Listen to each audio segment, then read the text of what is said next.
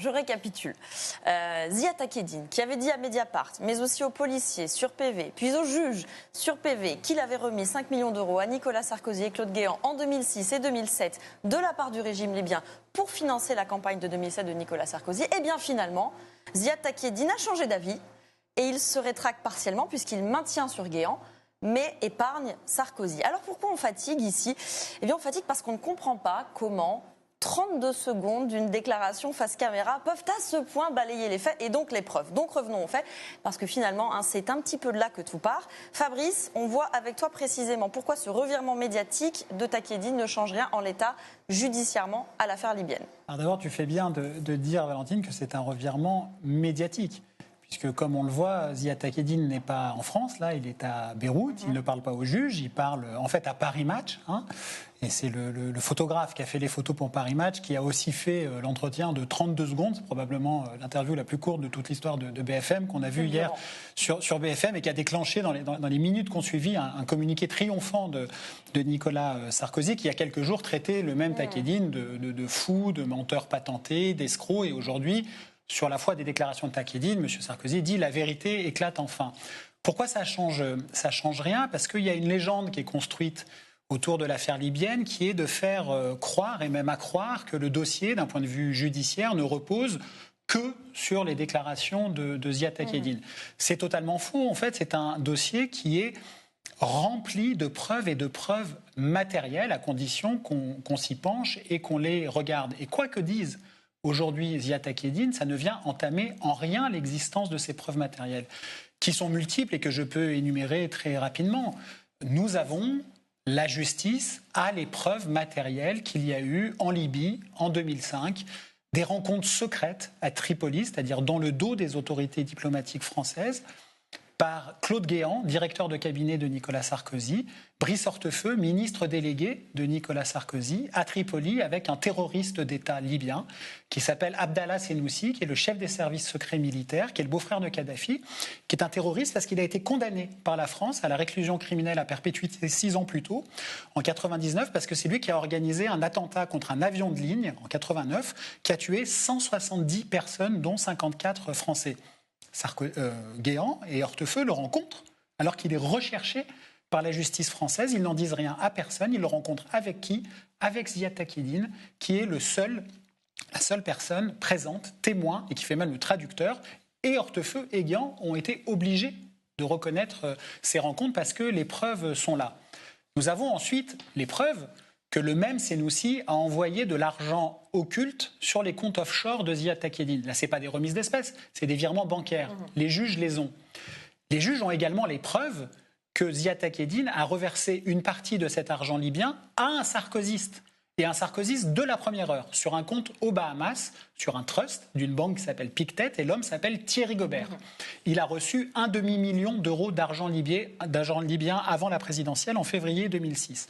Nous avons les preuves que Nicolas Sarkozy a menti sur sa relation avec le dit Thierry Gobert, dont il a dit déjà dans un journal du groupe Lagardère, comme Paris Match, c'était le JDD, qu'il n'avait plus aucun contact avec Thierry Gobert, je le cite, depuis 1996. Or, les policiers ont obtenu les preuves de très nombreux contacts, de très nombreux échanges, après 1996, en 2003, en 2004, en 2005, en 2006 et jusqu'en au moins 2011, entre Thierry Gobert, celui qui a reçu l'argent libyen, et Nicolas Sarkozy. Donc Nicolas Sarkozy a menti.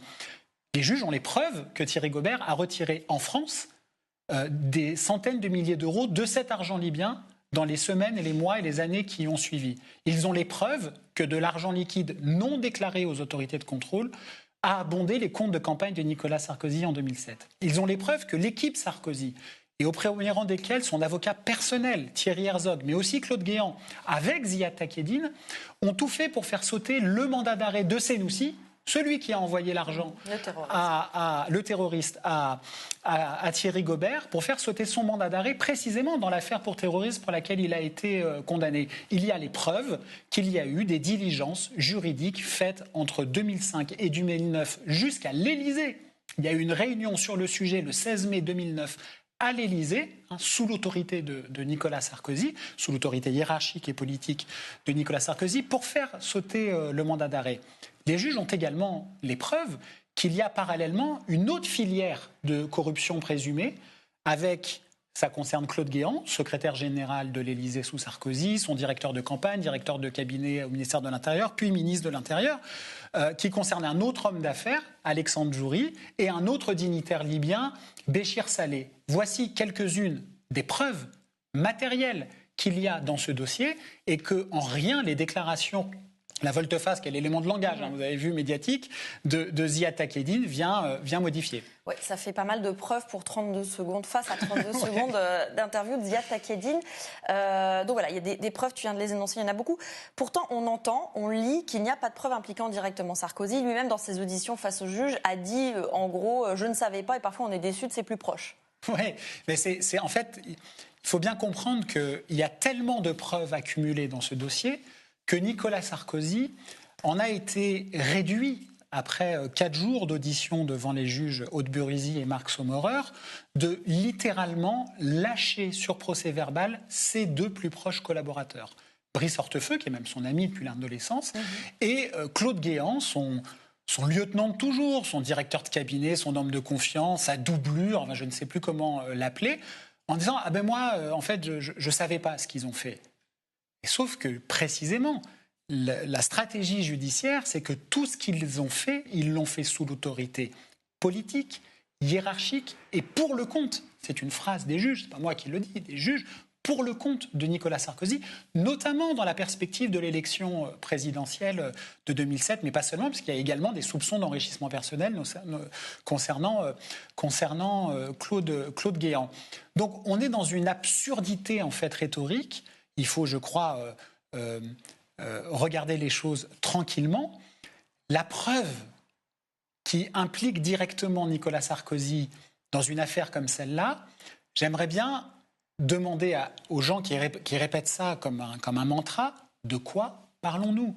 C'est un selfie de Nicolas Sarkozy avec Mouammar Kadhafi, avec la valise pleine de cash. C'est un enregistrement de la remise... de l'argent, une vidéo, c'est un chèque signé par Mouammar Kadhafi et adressé à Nicolas Sarkozy à son domicile. C'est absurde. Dans ce type d'affaires de corruption présumée internationale, précisément, il y a des paradis fiscaux, et il y a des virements bancaires sur des comptes offshore, et il y a des retraits en espèces pour créer de la confusion quant à l'administration de la preuve pour la justice. Et dans ce dossier, nous avons 1, les négociations secrètes, 2, les versements, 3, les retraits en cash, 4, les contreparties prouvées. Ça ne fait pas de toute la bande dont je parle des coupables pénalement. Ils sont suspects à ce stade. À ce titre-là, ils sont évidemment présumés innocents, mais des preuves matérielles existent dans ce dossier. Donc cette déclaration de Takieddine, ce n'est pas un nouvel élément, c'est un contre-feu, parce qu'il y a panique à bord dans le camp des sarkozystes. Alors, pour moi, il faut voir ça non pas comme un point marqué par les sarkozystes, et d'ailleurs c'est comme ça qu'ils essayent de le vendre médiatiquement, et ça marche, malheureusement ça marche. C'est en effet le signe d'une immense panique face à un dossier qui accumule petit à petit, tout ça est très long, les commissions rogatoires internationales, les témoins, la confirmation de tel ou tel document, etc., d'une panique de tout un clan, et au premier rang desquels Nicolas Sarkozy, qui il y a un mois a été mis en examen pour association de malfaiteurs dans ce dossier, après l'avoir été il y a 2 ans pour corruption, recel de détournement de fonds publics libyens et pour financement illicite de campagne électorale. La partie visible de la soi-disant volte-face, du revirement et de la rétractation partielle de Ziad Takieddine, c'est qu'aujourd'hui, elle vient servir parfaitement, à merveille, la nouvelle stratégie de défense pénale de Nicolas Sarkozy. À savoir, on continue de charger Guéant, on minore l'importance du flux libyen pour Gobert, on attaque les juges. Il attaque le juge Tournaire. Il attaque le juge Tournaire sur le mode Tournaire a arrangé mes propos. Ça n'a aucun sens. Ziad Takieddine c'est complètement diffamatoire, par ailleurs. C'est complètement diffamatoire, mais il a d'abord parlé à Mediapart et à Première Ligne. Tout le monde peut voir la vidéo, elle a été déjà vue 1 million de fois, c'était en 2016. Il a ensuite confirmé tout ça devant la police, mot pour mot, puis confirmé tout ça mot pour mot devant Tournaire. Donc on ne voit pas bien ce que Tournaire aurait arrangé. Et il absout Nicolas Sarkozy, et seulement Nicolas Sarkozy, dans cette déclaration de 32 secondes, et un papier de Paris Match où, par ailleurs, il enchaîne les mensonges, notamment sur le fameux virement Gobert, qui est un virement d'argent libyen un an avant la présidentielle, puisqu'il dit en fait c'était pour que Gobert construise une piscine dans sa villa en Colombie. Problème, Gobert avait lui-même déclaré devant la justice en 2011 qu'il avait construit maison et piscine en 2001, 5 ans avant en Colombie. Ce qui est très intéressant, c'est que Takieddine a déjà fait ça dans une autre affaire, qui est l'affaire Karachi. Dans l'affaire Karachi, qui est déjà une affaire de financement occulte de la droite française, et notamment du clan Balladur, dont Nicolas Sarkozy était un pilier, avec un pays étranger, c'était le Pakistan et l'Arabie Saoudite, il est déjà passé aux aveux, et il s'est rétracté en accusant un autre juge. C'était le juge Van Ruymbeck. Ça ne lui a pas réussi. Il y avait déjà Gobert. Et avec Gobert, ils ont été condamnés dans cette affaire, précisément pour les faits qui lui sont de nouveau reprochés dans l'affaire libyenne. Et c'est pour ça qu'il est ruiné et en cavale et qu'il se réfugie aujourd'hui au Liban, parce qu'il n'y a pas d'accord d'extradition judiciaire au Liban. Il a été condamné à 5 ans de prison ferme avec Thierry Gobert dans l'affaire Karachi. Quand on évoque les faits, on en perd son carnet. C'est infiniment plus complexe qu'une interview de 32 secondes de rappeler les faits, mais c'est salutaire. Les faits, rien que les faits, donc, sont à lire sur Mediapart sous ta plume et celle de Karl Lasque, dernière mise au point factuelle qui s'affiche. Salut Fabrice, à plus dans l'air libre pour d'autres faits. Oui, parce qu'on ne doute pas que ceux qui déploient beaucoup d'énergie pour déstabiliser cette affaire et la justice continuent de le faire dans les jours qui viennent. On les lira peut-être bientôt.